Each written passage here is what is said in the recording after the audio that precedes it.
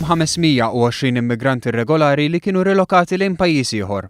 Dan it-tarif taħ il-Ministru Manuel Mallija meta kien qiegħed iwieġeb mistoqsija parlamentari. L-ikbar numru ta' immigranti li kienu rilokati kienu ġejjin mis-Somalja b'total ta' 302. Kienu wkoll rilokati 166 immigrant mill-Eritrea u 33 mis-Sudan. L-Etjopja, il-Libja u t-Togo huma l-pajjiżi l-oħra minn fejn ġew l-immigranti rilokati. L-ikbar numru ta' immigranti, 495, intbagħtu lejn l-Istati Uniti. Il-25 l-oħra intbagħtu lejn pajjiżi Ewropej. Mill-immigranti kollha li kienu rilokati 479 kellhom protezzjoni sussidjarja, 8 biss kellhom stat ta' refuġjat. Meta mitlub jikkummenta dwar dan l-ammont, il-Prim Ministru Joseph Muscat qal li r-rilokazzjoni weħida mhijiex soluzzjoni, għalkemm esprima sodisfazzjon għas-suċċess tal-Gvern tul l-ewwel sena tiegħu. F'sena waħda biss irnexxina nirrelokaw nofs l-ammont ta' immigranti li kienu ġew irrelokati f'5 snin taħt il-Gvern ta' qabel.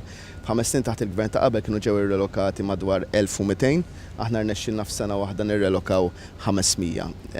Ma jfissirx li din hija soluzzjoni għal dan kollu. Ifisser li l-issues kollha rridu jiġu integrati mhijiex biss kwistjoni Ewropea, hija kwistjoni ta' stabilità l-Libja, aħna qegħdin ukoll inħarsu lejn dak li qed jiġri fil-Libja mill-viċin. L-iktar xahar li matulu kienu rilokati immigranti kien Settembru 2013, fejn kienu rilokati 78 immigrant. F'Marzu ta' din is-sena kienu rilokati 72